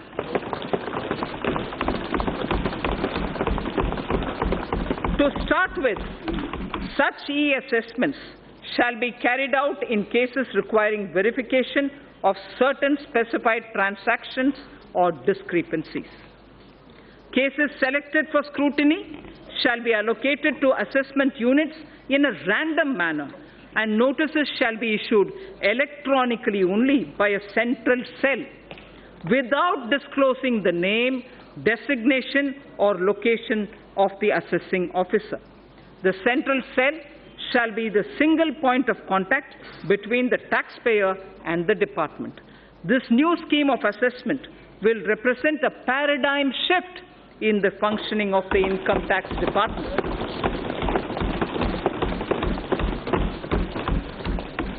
So on digital payments, our government has taken a number of initiatives in the recent past for the promotion of digital payments and less cash economy.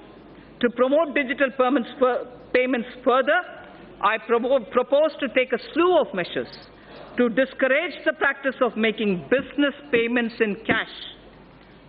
To discourage the practice of making business payments in cash, I propose to levy TDS, tax deduction at source, of 2% on cash withdrawal exceeding 1 crore in a year from a bank account.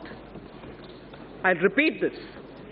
To discourage the practice of making business payments in cash, I propose to levy TDS of 2% on cash withdrawal exceeding 1 crore in a year from a bank account. Further, there are low-cost digital modes of payment such as Beam UPI, UPI QR code, Aadhaar Pay, certain debit cards, NEFT, RTGS, etc., which can be used to promote less cash economy. I therefore propose that the business establishments with annual turnover of more than 50 crores shall offer such low-cost digital modes of payment to their customers, and no charges no charges or merchant discount rate shall be imposed on customers as well as the merchants. No charges or merchant discount rates shall be imposed on customers as well as the merchants. RBI and banks will absorb these costs from the savings that will accrue to them on account of handling less cash as people move to these digital modes of payment. Necessary amendments are being made in the Income Tax Act and the Payments and Settlements System Act of 2007 to give effect to these provisions. So now about the revenue mobilization. I'm sure it's equally concerning for all of us. Mr. Speaker, sir, as I have started earlier, we have taken several measures in the past to alleviate the tax burden on small and medium income earners, as those having annual income up to 5 lakhs are not required to pay any income tax. We are thankful to the taxpayers who play a major role in nation building by paying their taxes. However, in view of the rising income levels, those in the highest income brackets need to contribute more to the nation's development. I therefore propose to enhance the surcharge on individuals having taxable income from 2 crore to 5 crores and 5 crore and above, so that effective tax rates for these two categories will increase by around 3% and 7% respectively. So the other measures, I also propose to simplify the tax law to reduce genuine hardships being caused to taxpayers, which include enhancing threshold of tax for launching prosecution for non-filing of returns and exempting appropriate class of persons from the anti-abuse provision of Section 50CA and Section 56 of the Income Tax Act. So the indirect taxes. Now coming to indirect taxes, sir. We are aware that the landscape has changed significantly with implementation of the GST. In every sense, this has been a monumental reform. In every sense, this has been a monumental reform, center and states coming together and agreeing to pool in their sovereign power of taxation for common good of the country was unprecedented. 17 taxes and 13 cesses became one tax. Multitude of rates instantly became 4. Almost all commodities saw rate reduction. Tens of returns were replaced by just one. Taxpayers' interface with tax departments got reduced. Border checks got reduced and eliminated in many cases. Goods started moving freely across states, which saved time and energy. A truck started doing two trips in the same time in which it was doing one. Thus, dream of one nation, one tax, one market was realized. The GST Council deserves all the credit for this. Sir, in the initial phase, GST witnessed certain teething problems. This was natural considering the scale of the reform. However, the Council, the Centre and the states proactively worked to resolve these issues. GST rates have also been reduced significantly, where relief of about 92,000 crores per year has been given. We should not lose sight of this fact when judging the performance of the GST. The details are given in the annexure. We are further simplifying the GST processes. A simplified single monthly return is being rolled out. Taxpayer having annual turnover of less than 5 crore shall file only quarterly returns. Free accounting software for return preparation has been made available to small businesses. A fully automated GST refund module shall be implemented. Multiple tax ledgers for a taxpayer shall be replaced by just one. It's also proposed to move an electronic invoice system wherein invoice details will be captured in a central system at the time of issuance. This will eventually be used to pre-fill a taxpayer's return.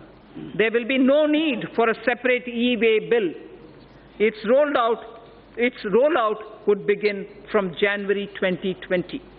Electronic invoice system will significantly reduce the compliance burden.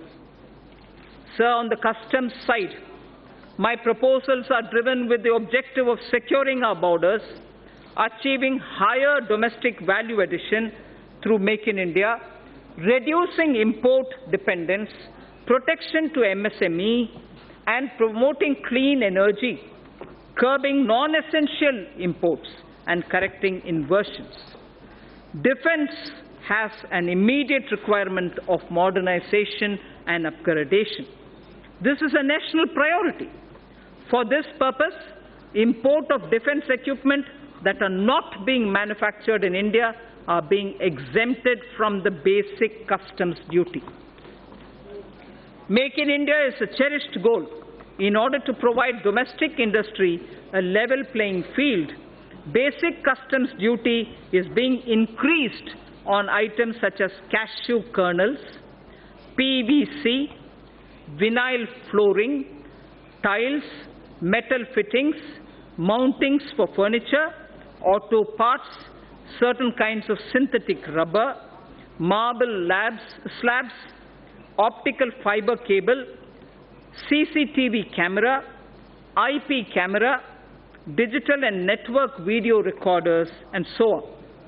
Also, exemptions from customs duty on certain electronic items which are now being manufactured in India are being withdrawn. Further, end-use based exemptions on palm stearin, fatty oils, and exemptions to various kinds of papers are also being withdrawn. To encourage domestic publishing and printing industry, 5% customs duty is being imposed on imported books. To further promote domestic manufacturing, customs duty reductions are being proposed on certain raw materials and capital goods. These include certain inputs of CRGO sheets, amorphous alloy ribbon, ethylene dichloride, propylene oxide, cobalt matte, naphtha, wool fibers, inputs for manufacture of artificial kidney and disposable sterilized dialyzer, and fuels for nuclear power plants. To further incentivize e-mobility, customs duty is being exempted on certain parts of electric vehicles. Customs duty is also being exempted on capital goods required for manufacture of specified electronic goods. So the export duty is being rationalized on raw and finished leather to provide relief to this sector. Crude prices have softened from their highs. This gives me room to review excise duty and cess on petrol and diesel. I propose to increase special additional excise duty and road and infrastructure cess, each one by ₹1 a litre on petrol and diesel. It is also proposed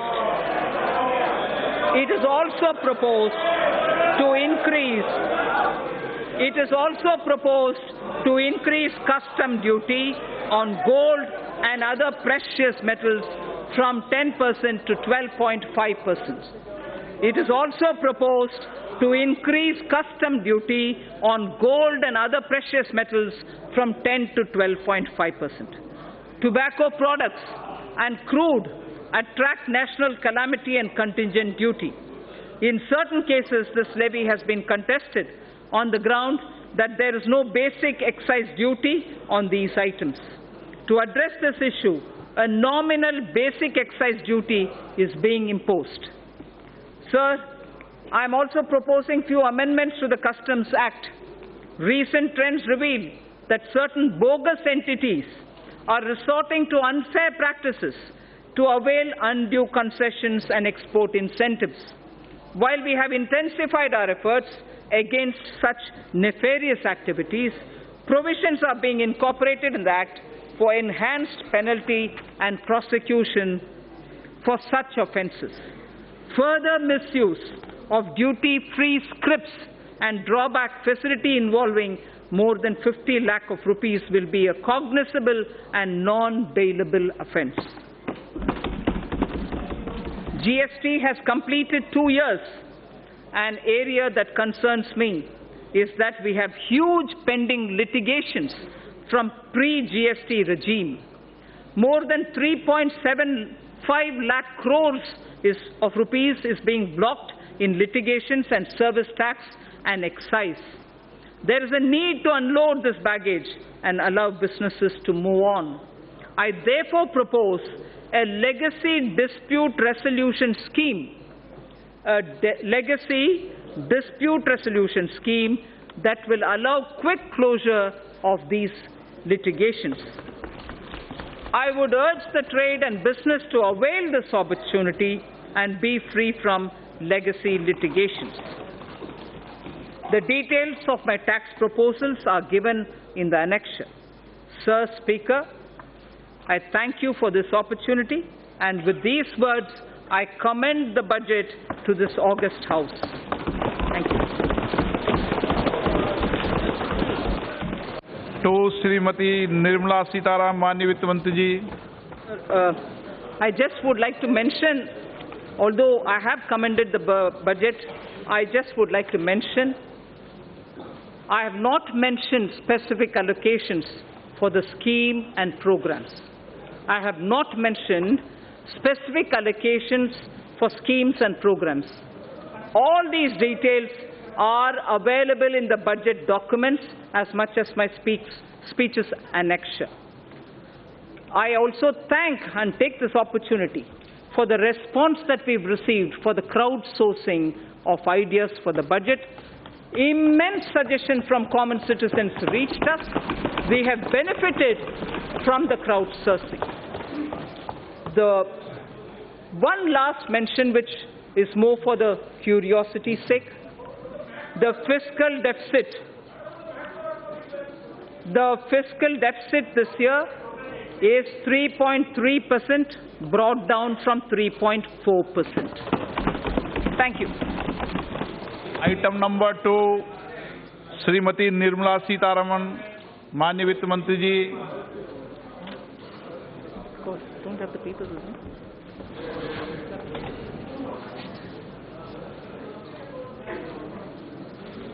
Sir, with your permission, I rise to lay on the table the statements regarding medium-term fiscal policy, fiscal policy statement, and the macroeconomic framework statement under Section 3, Subsection 1 of the Fiscal Responsibility and Budget Management FRBM Act 2003.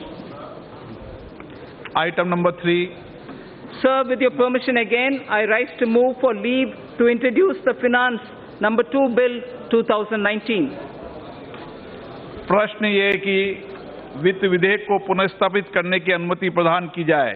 जो सदस्य इसके पक्ष में हाँ कहें, जो सदस्य इसके विरोध में ना कहें, मेरे विचार में निर्णय हाँ वालों के पक्ष में आए, हाँ वालों के पक्ष में आए, अनुमति प्रदान की जाती है। माननीय मंत्री जी, अब विधेयक को पुनर्स्थापित करें। Sir, I now introduce the bill. माननीय सदस्यों, मैं इस सभा की ओर से देश की पहली पूर्णकालिक महिला वित्त मंत्री जी को बजट पेश करने के लिए बहुत बहुत बधाई देता हूं, और मैं सभी माननीय सदस्यों को भी 2 घंटे 15 मिनट तक आपने जिस शांतिपूर्ण ढंग से सरकार के पहले बजट को सुना, उसके लिए भी आपको बहुत बहुत बधाई देता हूं।